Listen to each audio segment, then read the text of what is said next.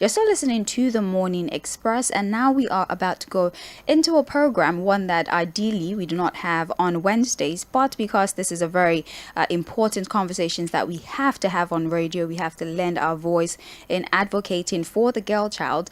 We decided to create, should I say, a space to accommodate that conversation on radio, and that is why we have a special edition of the Girl Child program today on Mainland 98.3 FM. We are joining the world in celebrating the International Day of the Girl Child. It promises to be an exciting conversation, as I do have individuals here with me in the studio who would give us deeper insight into all the other aspects that affects the life of the everyday girl child in the country and even on a global scale. So like I said, we are going to be celebrating the girl child. We're going to be talking about promoting girls' rights and also advocating digital inclusion and literacy for the girl child.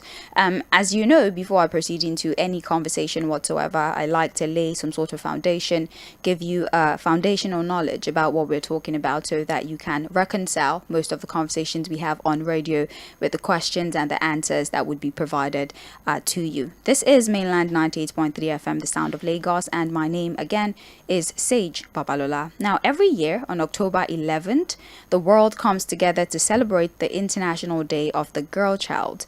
This day serves as a reminder of the importance of empowering girls, promoting gender equality, breaking gender stereotypes, promoting girls' participation in leadership, and generating from technology for social change and development, Tech for Dev. We have here in the studio Olushola Ogunbiyi, the Partnership Engagement Manager for Tech for Dev, and Blessing Ashi, the Women Techster Lead for Tech for Dev. And together on the show, we aim to recognize the challenges faced by the girl child around the world and to advocate for their education, their health, and their overall well-being. It's a pleasure to have you both in the studio. Thank you so much for being here. Thank you very much, Sage.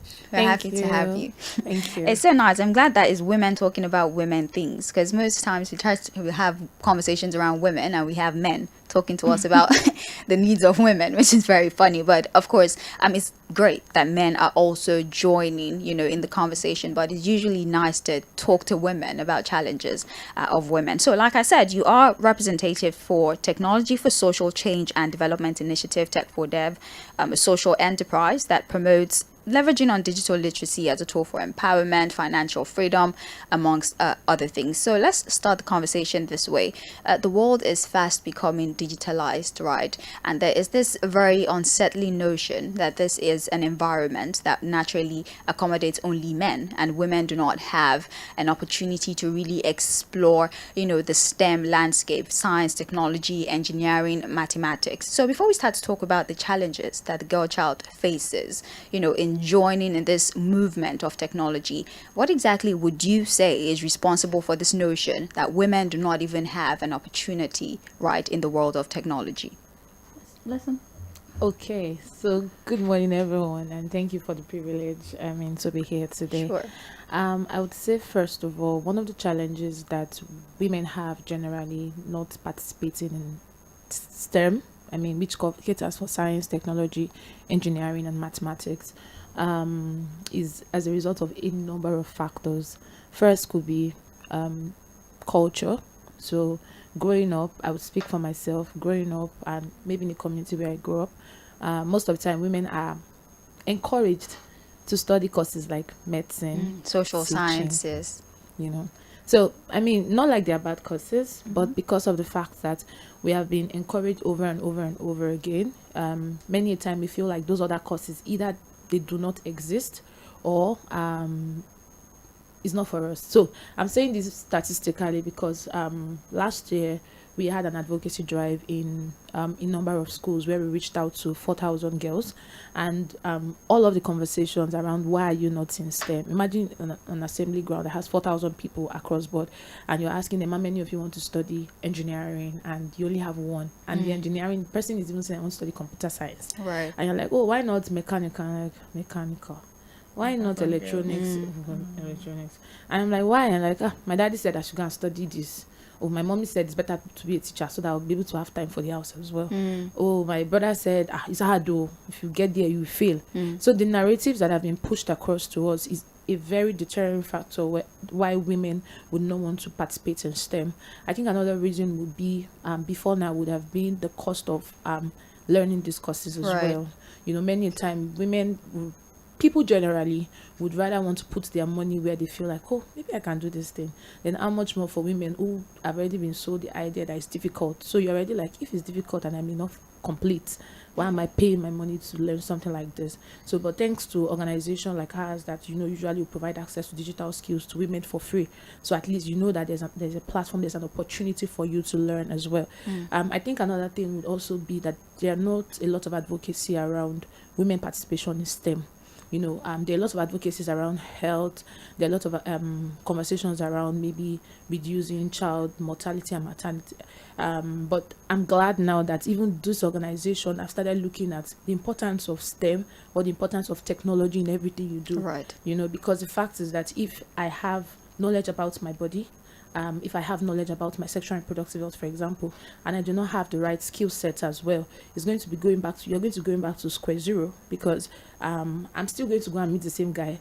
He's still going to have sexual activities with me, for example, you know, because I'm at his mercy. But when I am skilled, I have the right skills, I have the right digital skills, which is necessary for the 21st century future of work.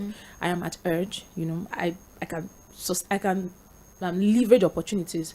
You understand? Girl child to shy away from things that have to do with science, that has to do with technology, that has to do with intelligent women. Why are they not, you know, leveraging on the digital world as a career, for example? But thank you so much for that clarification. Now let's talk about how can we ensure that girls have access to what they have been told. First of all, that you might not even succeed if you do it is a different thing. But then for those who are interested in science, you know, technology.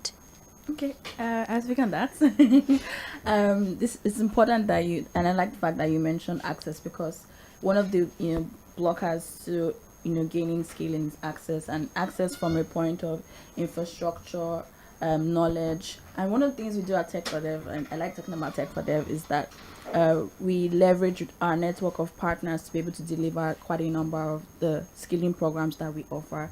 So, for example, access now, there's a basic literacy programs that we offer, and what the idea is that there are a lot of people in underserved communities. There are people in religious bodies that typically may not even have access to go to schools.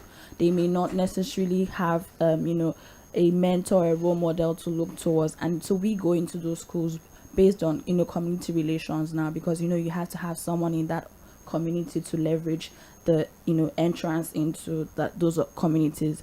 So we have partnership conversations with these community leaders. Many of them are very, very influential in mobilizing a lot of the young people in these communities. Definitely there's some issues around, like she said, culture. Some areas are very big on men can't talk to women, which is why it's important that we have women in these spaces who are able to even have these conversations. So we do things around like training the trainers. So because we're also looking at the sustainable way, we don't want it to be a one-off. We're looking at it as continuous. So what we do at Tech for Dev is that we're developing people that can also take on these conversations to other people in their communities and schools. So at the basic level, we're training master trainers. We call them master trainers because these people are being empowered with this information that they can actually cascade down to other people over a period of time. And the reach is a lot, because let's imagine we reached, you said 4,000 now. In last, I think it was last year February, we did 4,000, and then it became over 60,000. So you imagine the number of people that we've been able to reach on a basic level. On an intermediate level, we have a number of programs that we do virtually and also in person. And like I said, I'm talking from a partnerships engagement point, because we're all leveraged. I don't know if you have anything to add, Bless. Okay. At basic and intermediate level, in fact, consent could be a challenge. For example, a woman wants to learn STEM, but a woman may not even know what STEM is, and we understand the place of men, community leaders and stakeholders as drivers for us to be able to achieve what it is we want to achieve. So we also leverage these people. So sometimes we go into meetings with them to speak about the opportunity. Like today is set aside to speak about the girl child, but I know that it goes beyond today. So we usually have activities that would bring together men, women, stakeholders, people in organizations, different kind of sectors together to speak about the importance of STEM, the importance of empowering women with skill sets, the importance of considering technology because it's relevant for the 21st century future of work, the importance of, for example, at the community level, the importance of not just trivializing a woman to the kitchen, you understand, looking at the fact that there's a lot of opportunities for her. And the truth is, many times people always say, are you now saying that she shouldn't cook? Nobody has said that. But we are saying that it's bigger than that. It's way bigger than that. And when you empower a woman, I know there's an adage that says that, but people usually will say, oh, it's overflowed. But that's the truth. If you empower one woman, you're empowering a whole community, basically. Right. So that's why we do it. All right. If you're just joining us this morning, we are having a conversation about empowering the girl child. It is the International Day of the Girl Child, and we at Mainland FM here, we're having a conversation with representatives of Technology for Social Change and Development, Tech for Dev. They actually sent us Olusola Ogunbiyi, that's the Partnership Engagement Manager, Tech for Dev, and also Blessing Ashi, the Women Textile Lead, also from Tech for Dev, and they've decided to join us today. They are living testimony as to the successes that women can record if they decide to engage and participate in the digitalization of the world. So we're having conversations about challenges that the girl child naturally would face in trying to get into that landscape of technology, of trying to study sciences, technology, engineering, mathematics, among other sciences, and also the need to abolish this over domestication of the girl child. So now let's get into another part of the conversation, talking about the challenges that the girl child would face in her attempt to get into that particular sector. We spoke about access, right? So say they have been able to access that particular landscape, what are some of the likely challenges that are peculiar to the girl child once they're in that space?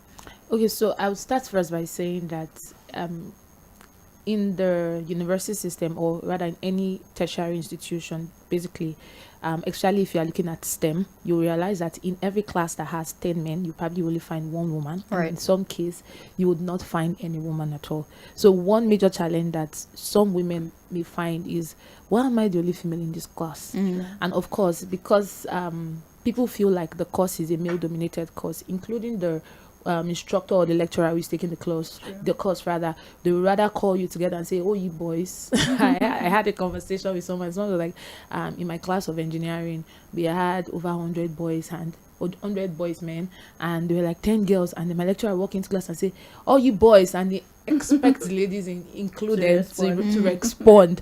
So those are like major issues. So if you are not comfortable with that, you probably will find it very, very challenging. The other thing as well is that because you are going into a space that is dominated by maybe the male folks, you probably will also have to learn how to develop your self-esteem. It will be very important that you are not just doing the course because I'm a female. You're also doing it because you want to be excellent at it. So I usually will tell people that you should not use your gender as a means for mediocrity, because most of the time you just say it's because I'm a girl. It's the same way you are driving a car and somebody's driving, maybe you are in another car and somebody's driving wrong way, and somebody in the car is saying, I'm sure it's a female that is driving the car. That's wrong, because sometimes it may not even be a female. So excellence is something that is very important. So while you're going into that particular field, it's important that you make up your mind from the very beginning that you'll be excellent at it. Another thing that you may find is, because you're also going to a space that is male dominated, it will be very important for you to find a network of women that will help you to succeed. Again, I pride in the work we do at Tech for Dev, because in some of the programs we do, especially during our fellowship programs, we have, and even on our bootcamp programs, it's a community of women learning together. I mean, not like we don't care about the male gender, because we have programs for the male gender, but we realize that women will thrive and learn better, or rather women will feel very comfortable learning, actually, because the tech space, as much as people will say that there's money in it, nobody also speak about the fact that there's work in it. You have to put in the effort. You have to go the extra miles, for you to be able to achieve, the desired role you want to get to. So it's important that you find a community of women that are in that space, so that when you feel like giving up, because even the the men will never say it. There are days you feel like giving up, but you just tell yourself, because they've sold that idea to you, that as a man you can't give up and you can't cry, you're supposed to be strong. That's the narrative that culture have sold to us. So women also have to get to the point that even when you cry, you dust yourself up again and say, I'm going, I'm moving, you know. So community of women makes this very, very easy for you. Also finding understanding that you may find more male mentors on the field of where you are going to, and that's why it's important that you as a female, you complete your program as well, and then you become role models to other people who want to chart the course, because it's easier when another person have seen that you have gone ahead. It gives them the leverage to say that if you were able to do it despite the challenges that you face, they can as well. So you need to find, I mean, while you are finding while you are taking the opportunities from the male mentors, it's important that you are also mentoring other women. You know, you are encouraging women to take the steps almost immediately as you are taking the steps. If not, we'll keep having that gap, that barrier again continue to exist. Right. And then you need to also be support to yourselves, because it's very important. Actually, when you're in a class of three women, the three women need to come together to form support systems for themselves, so that the day PMS was set up, people there are a lot of things that would make you want to quit. Even on our program, we have women who came on the program. So we offer 8 learning tracks: software development, product design, product management, cybersecurity, data analysis, data science, data analysis, blockchain, 3D and mixed reality, and mobile application. And so there are women, and all of these programs, women are on it. And so there are women who are on this program and they're like, today I'm tired. Or somebody's like, I'm pregnant, and pregnancy is pregnancy me. You know the way it works. Right. Different ségé for different people, you know. Right. So it's important that this community helps you to know that, oh, you can't give up. Or somebody was pregnant before she went through the program, despite the challenges she went through, and she's completed it as well. So understanding first that you're going into a space that is dominated by men, and we are trying to bridge and break the digital divide that exists between men and women in STEM. So that information, first of all, sets you free and sets you at edge to say, oh, I'm going to give it all it takes to ensure that I get to the point. Thank you very much, Blessing. Olushola, let's talk to you about opportunities. I'm glad that Blessing, as much as she was highlighting the challenges, also in there tried to chip in the solutions to these problems. But then what are the opportunities available for the girl child? Because she gets there and she says, you know, the men have taken everything. So what are the opportunities, you know, in the STEM program that the girls can definitely leverage on? Okay, so circling back to what she said, one of the unique features of our programs, Right. I mean, we have different programs. One that she leads is focused on women. I should mention, I don't think we even sell our product a lot well. We have the last cohort, we had over 15,000 applications. So sometimes people say, women don't have opportunities. The truth is that they may not even know these opportunities exist. Right. So just to mention that the opportunities are there. It's just also connecting people to these opportunities. And one of the things that she was alluding to was, you know, giving back. When you as a beneficiary, like people beneficiaries of our programs, we tell them that, oh, please, are there women in your circle, in your network that you think this will be beneficial to? You know, it's knowledge is power. Informing them about this is also important. Another thing that we do, a unique thing we do at Tech for Dev, is also for our intermediate, you know, courses now, which are things like the learning tracks that she mentioned around self-development. We have what we call job partners. Fun fact: you've gone to learn for a period of time, which is what we're advocating for, right? Learn. And now it's now time to implement the skills you have, you know, just for people to see that you can actually do the work and actually, like, you know, grow in this space. And now then to say there are no jobs. There are no jobs. And so what we've come to mitigate in this challenge on this area is that we have, you know, over 60 job partners across 35 African countries. Because one of the unique things that we're doing is that we're not just in Nigeria, because it's a global problem. It's an African thing. And so we're not just saying, oh, Nigeria is the only place that needs skilling. A lot of African countries, because the truth is, if we have women empowered in these places, you don't need to migrate to these places. You can actually, like, you know, do it. So like I said, we have job partners in these countries. And what we do is that we mention to them that, oh, we pitch these women to them that we have qualified women, you know, because we're not even trying to use the agenda as an access to get into the job. We're saying we have qualified talents, basically, that can do this work, just, you know, and we're leveraging this relationship with them. So we have like contract agreements with these partners, and they take on quite a number of our you know, beneficiaries. So it's really shout out to our job partners, honestly, because they have been super amazing over the course of our, you know, existence as an organization. They have really taken on the women. So just to respond to your questions around opportunities we ensure that our beneficiaries are giving back, because from a point where she mentioned of mentorship, we have this mentorship program where we have women mentors now, mentors in these learning tracks, sometimes maybe outside Nigeria, because we understand that it may still be relatively new in some learning tracks in Nigeria, but we're ensuring that, we have mentors across these learning tracks that are women that can, sort of serve as some sort of, inspiration for these women. And then we also have opportunities from a job perspective, because we know that it's not just important to learn the skills, it's also important to actually get the job. So we have job partners that have actually, as we move forward, because I really want us to cover the basis on this conversation, right? Blessing and Olushola. So here's one thing: a lot of people tend to relate gender to competence. For example, as people say, you want to fix your car, you get there is a female mechanic, and you're asking questions: is she going to be able to fix my car? Can she even change my tire? You get there, you want to develop a web developer, for example. You get there and they tell you this is the person that will develop. You're like, are you sure it's a woman? Will she do it? So I get to that. It's a notion that has been entrenched in the minds of people for years to come, and trying to reprogram people is going to take a lot of work. So how exactly can we use digital literacy for the girl child to promote the conversation on gender equality? How can we help people understand that a person's gender does not necessarily relate to their competence and their ability to get a job done? So how can we use this, encouraging women to go into technology, go into engineering, study mathematics and other sciences? How can we use this to push forward the movement for gender equality? So I would say that one key way we can do that is advocacy. When we started, we're talking about you alluded to the fact that you are glad that women came in here. Yes. But one thing we also do at the organizations, we also appreciate men who support women, if or she, because we know that we can't do it alone. Yes. And we also understand the fact that in the African context, I'll be very honest with you, if you need anything done, you may need to get consent from the father. Right. So we do not negate that fact. We feel like it's a very important factor, right? And so advocacy is key for us as well. So one way we can get women on board, one way we can get people to understand that it's women are as competent as the male gender is advocating, getting a lot of people on board beyond organizations, which is very important.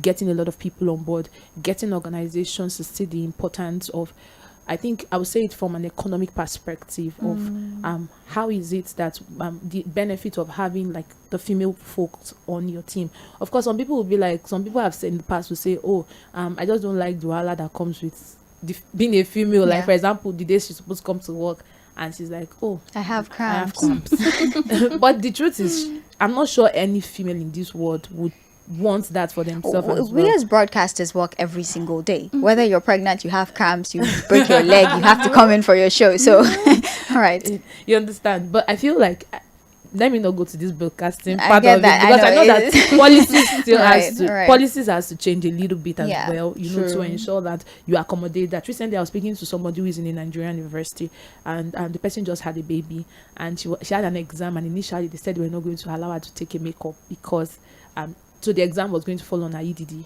and she requested for another day, and they're like, we can't do this, you have to take your exam. And I'm like, you cannot take your exam. Like, I was so pissed that what kind of policy exists that cannot support it. I mean, she's an adult, so anything can happen, even if she's not even if I get that. I mean, policies should you shouldn't be made to choose between having your baby and writing an exam. Labor in the exam, or so aside from that, flexibility in policies. Yes, flexibility in policies is very important. Advocacy is also very key. I think if we get to the points where each organizations are taking up this for themselves to say, I'm going to ensure that for every 10 people that I employ, for example, I'm going to ensure that at least there's a balance, maybe 5-5 or 6-4, because some people are just starting, and so they may want to try it out first before you go ahead. I think another key thing professionally also is that even for us and for our females on our program is that in your resume there's no gender there. I mean, we are getting to that point. Right. The point is that if I feel like for us as an organization, beyond one of the key things I would say about our program is not the regular. Of course, our programs are virtual, but they are instructor-led. So we have women across 35 countries coming together in a class. So it's not the regular courses on the regular online courses that you take, because there's an instructor in class, and so that makes it very, very easy and unique. And so aside from that also is that we ensure that everyone who goes through our program, especially at our intermediate level program, has to also complete extra certificated courses, so it gives them an edge. So even if you're not able to get an internship within an organization, you're able to access entry level roles or freelancing opportunities. So because of that particular one, we know that we also give our partners or whoever that is going to be employing them the opportunity to also assess them. I mean, we are proud of, we take pride in our women, and so we give you the opportunity to assess them. So we are not telling you to take our women because Tech for Deaf came to meet you. We're telling you to take our women on your organization because we believe that they are value to you. You will be glad. Another thing is that aside from the technical training that we offer, we also compulsorily offer soft skills training. So imagine somebody who is going through a 6-month training is also going to a compulsory 6 months of soft skills training every Friday. That's huge. So we have taken off the burden of you even training somebody. Many organizations will say, well, I want to train you, and then you will come on board. Because I've trained you, you have to stay with me for a period of time. But we've taken off that burden of you training somebody. We've also gone ahead to provide soft skills that are very relevant. Soft skills like collaboration, working in teams, working online, communication, emotional intelligence. We've gone ahead to do these things for you. And so we believe that just taking them alone, assess them, whatever decision you make, of course you may have. So I think that for every one person, your organization, I feel like someone, you are helping them to cater to their family, because again, when you train one woman, and training the community is involved. You've been listening to Olushola Ugubili and Blessing Ashi from Technology for Social Change and Development, Tech for Dev. They're here talking to us about how we can include the girl child when it comes to digital literacy. As you know, like I said earlier in my introduction, the world is fast becoming digitalized. A lot of people have to incorporate the use of technology into their day-to-day, and if you do not want to be left out, you definitely have to get with the program. And because of some of the country-specific social challenges that we face in Nigeria, the girl child is already left out. We're far, far, far behind. And now that there is a rapid change, we have to find a way to make sure that they get on board and they're able to participate actively when it comes to STEM. And I'm talking science, technology, engineering, and mathematics. And that is what we're focusing on today as we join the world in celebrating the International Day of the Girl Child. You can participate because we are streaming live on Facebook at Mainland 98.3 FM. We're streaming live, so you can join us. You can watch everything going on in the studio. If you want to see the faces of the beautiful women, you can definitely go on there, see their faces, and you can drop your comments in real time. That means that if there's something that has been said and you want to contribute, ask questions, get clarity, you can do so by leaving your messages using the chat option on our streaming platform on Facebook. That is Mainland 98.3 FM. The conversation still continues. I'm going to have the ladies here with me up until 11 a.m. Before we hand over to the Launch Cafe. Now, let's talk about STEM in itself: science, technology, engineering, and mathematics. You've already said it that first things first, unfortunately, because of grooming, a lot of women don't even think it is necessary for them to be there, because they have been told, if you are studying technology, if you're an engineer, if you're a mathematician, how are you going to have time to take care of your children? How are you going to have time to cook for your husband? How are you going to have time? Because obviously you might have to move a lot. For women who do mentorship, you might have to go for seminars, you might have to spend time training. You're not going to have time to take care of your your husband and your children, amongst other things. The domestication of women is a major problem. But for STEM in itself, how exactly can we make it more inclusive and welcoming for girls? I like that Blessing earlier mentioned flexibility in policies. How do we make people understand that this flexibility is not girls asking that you change the entire system to accommodate them, but that you create an environment where they can function as women and also function as active participants in this technology, this world of technology that we're actively in? So what are some of the things that can be done to make STEM an inclusive environment for the girl child? I think I'll just say something. Yes, please. Okay. So I think like she rightly said, first of all, it's policy conversations. I think from top to bottom rather. If we have more, I know there's something you said when we started that a lot of men make all these policies for women. I don't like to talk about some of these things because it upsets me. But the truth is that if we have, I'm not saying only women can make policies for women. I'm just saying that if we have more conversations around changing the policy, not necessarily just for women, just to accommodate some of the nuances that can rise up with our women in this space. Another thing I would say is financing. Okay. I think it's a very huge part of the challenge that a lot of us don't. Sometimes we shy away from it because the truth is it can be a murky conversation. And I would say finance. I know a lot of financial institutions are helping some. I know I see a lot of institutions doing things like accounts set up for women and loan financing organization. If we have more, I feel like that would encourage a lot of more women to participate. So financing from a loan perspective, not necessarily only for entrepreneurs now, because I know sometimes the conversation tilts to entrepreneurs alone.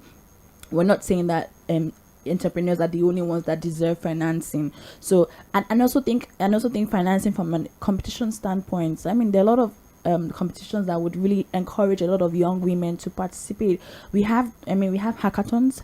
We have internally, as an organization, we host these things where we have women-led, innovative solutions, and it will be interesting to see, like she rightly said, during the programs we have, some judges come around and say, oh, I like this thing this person is doing.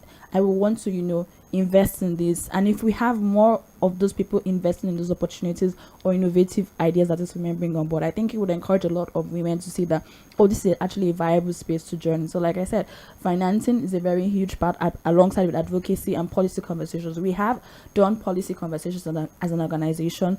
It was tilted towards like a general standpoint. I feel like if we have more policy-led conversations that focus on, women and just encouraging participation, we have a program coming up in the next couple of weeks around that conversation around policy, where we have stakeholders now in the room, stakeholders that influence these policy conversations. It would be nice to have these even though we know change doesn't happen at once. It's a starter. And I don't know if you want to add anything. Yes, more. Blessing, please. So I would also like to say that we can also look at it from a place of grassroots levels, because a lot of, I feel like it may not be difficult for somebody who is from a very privileged home to go into STEM, and that's the honest truth, because your environment will also shape the kind of decisions or courses you would like to take. If your dad is a lawyer, there's a very high tendency that your dad would be a lawyer. Case in point, while I was in university, I have a friend who's a medical doctor, and dad has 4 children, and all of them are medical doctors. Okay, why? Mother is a doctor, the father is a doctor. And I jokingly would say, I hope you will not marry a doctor as well. And the sister got married to a medical doctor. Right. So it's like they're building a community. So I mean, what you see would most likely also influence your decision. So I know that at the grassroots level, it's also important that we have these conversations, and that's why one of the key things we've been doing as well as an organization, aside from skilling, because we believe that skilling is important. Even though we probably started out from skilling, but while you're skilling, you begin to ask yourself, why are women not participating? If I tell you that my program is for free, you don't have to pay a dime from application to completion to certificate. You don't have to pay a dime, but why are you not participating? It then boils down to the fact that, women are not participating because they feel like my husband said. In fact, at a basic level, I remember handling a project in northern Nigeria sometimes 3 years ago, and some people did not participate. I'm like, why? Like, my husband said I cannot learn, that if I come, people will tell me another thing. So some men are afraid that knowledge would help make their girl child, their wives, or their sister too exposed and disobedient. But it's far from it. What knowledge does for you, or what skilling does for you, is that it gives you the right perspective to things. Nobody's saying you shouldn't cook, but I'm also of the opinion that you get to a point in your life where, if there are ways to sort these things, trust me. I understand you, and I appreciate you trying to guide the conversation. Right, it can be sorted. Yeah, like, I mean, if you are making 100 billion as a female, I don't think you'll be worried about. I'm not going to say so that nobody. I understand. So it's not misunderstood. I totally appreciate. But I'm that. just trying to say that, I mean, there's a balance to it. Right. You understand? Advocacy at grassroots is something we have been key about, getting men on board. I'm still insisting on getting men on board, getting stakeholders on board, getting policy, like Shola said, getting policy makers on board in the same room to review the documents that have been created. Of course, the document doesn't have to be changed completely, but if need be, we need to tweak it as well. It's just like creating a policy for a woman and there's no woman in the creation process. Do you know what PMS is? You don't. You understand? So getting people in the room, getting to speak to men on the importance of STEM, getting to speak to men on the benefits they also get if their sisters are exposed, if their wives are exposed, if their daughters are exposed to STEM. How does it benefit them as a community? It also helps to reduce several other things. I'll give you a few. If a woman is exposed to STEM, for example, it helps to reduce the chances of her getting pregnant. See, if you are coding, let me not lie to you.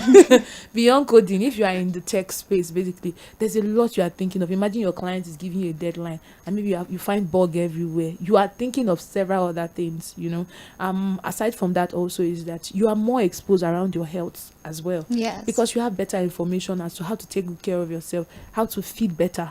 Technology gives you that exposure. Many of our parents, I know of someone's family member who was she was robbed.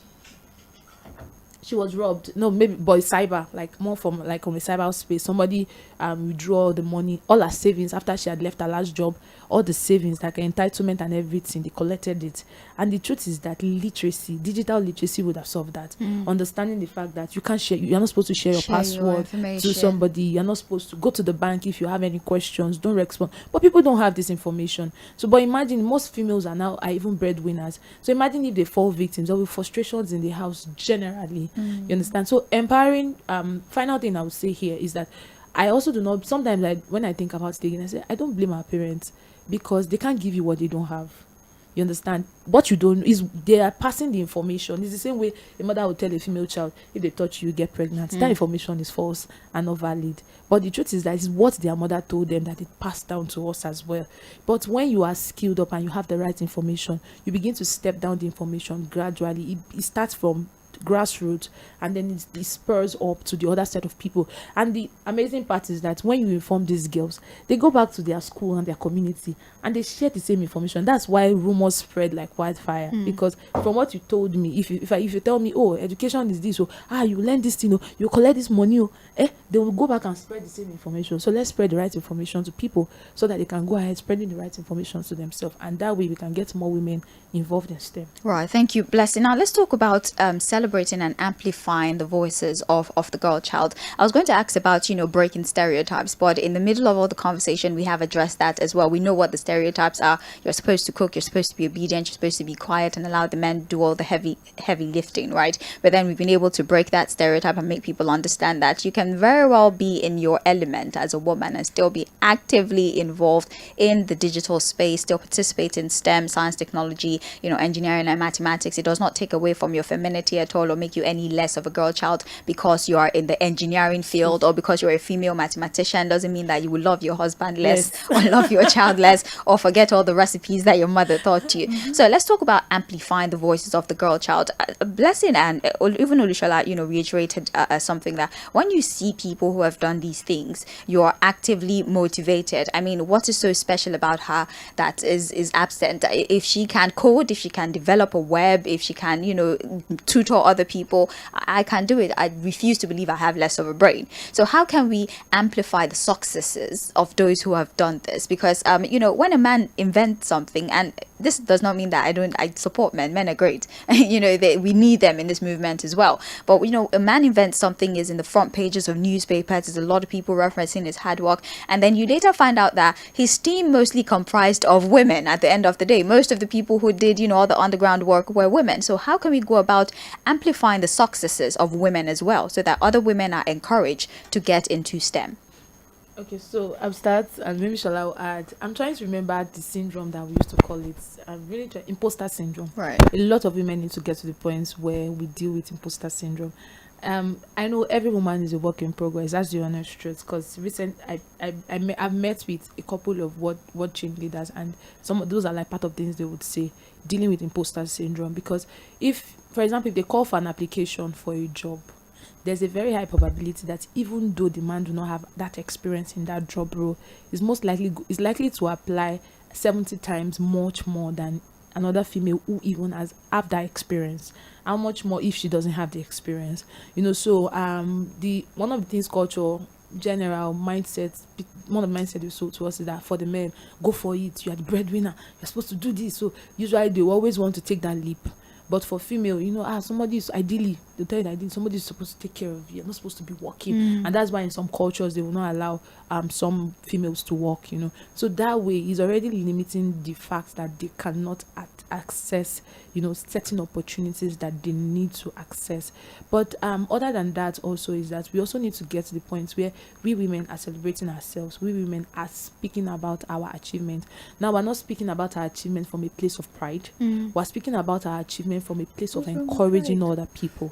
We're speaking about our achievement from a place of telling the other woman that if you can do it, I can do it. I'll share a story.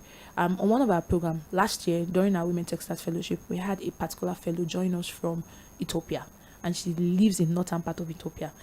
Unfortunately for her, during the fellowship period, northern Ethiopia was at war, and her community was affected. So when she started the program, she was living in an IDP camp.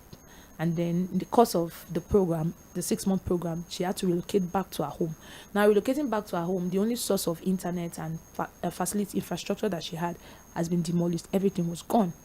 And for somebody like her, she decided that she wasn't going to quit. Again, she had a reason to quit. She decided that she wasn't going to quit. And I think she was in data science learning track. She's in data science learning track. And so she went ahead, learned. The amazing story there is that one evening she sent an email to me and I was in tears. I was in tears because that particular evening she wanted to learn. Our classes happen in the morning, but for her, she needed to take her class in the evening because that's the only time in the nights, because that's the only time she can access the internet freely. And so one of those nights, on a tree, she was chased by an hyena. I can't even think about how hyena will chase me. And then she ran for her dear life, but she showed up in class the following day. And for me, that is a story of resilience. And imagine if she had not shared that story with me. I wouldn't have shared the story with my colleagues. We wouldn't have even known that. Sharing it with us now. Exactly, I'm sharing it with Right. a lot of listeners right now. And aside from that, she went ahead, completed the program. And she not only completed the program, but she was the second best graduating student for the entire cohort last year. So sharing stories also helps to encourage other people. If you are doing it, tell people you are doing it so that people know that, oh, I am there. Especially in the space where it's dominated by men, or in a space where it's not even dominated at all. Maybe you are the first person doing it. You understand? So if you share your story, people understand that, oh, this person has gone ahead. I can do it. I can take learnings from you on what you did, what you did not do. How can I improve better? How can I tweak what it is that you've done?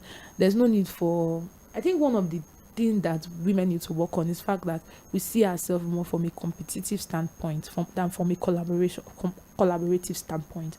You feel like if there's an opportunity and I tell the next person, if the person get the opportunity, what if I don't get it? But the truth is that what if the opportunity was not originally for you? What if you only have the information for the sake of other people? So we need to get to the point where we know that our service is beyond you. Your service is beyond others, is for others as well. While you are giving grace to you, extend the same grace to other people. That is the only way that will keep breaking the barrier and getting more women. Right. Olushola, we're actually out of time, but I would like you to, in a minute, right, give us final words or maybe reiterate some of the points that Blessing has highlighted. Yes, so I know that back to amplifying our stories, the media is doing a lot, but there's always room for more. There's always room for improvement. So definitely conversations like this help amplify the need for the more women successful stories. And like she rightly said, imposter syndrome can only be addressed when you're actually skilled. A lot of times the truth is you're experiencing imposter syndrome because you're thinking you're not up to it. But if you have some knowledge, there's a level of confidence that will counter the imposter syndrome. So keep at it.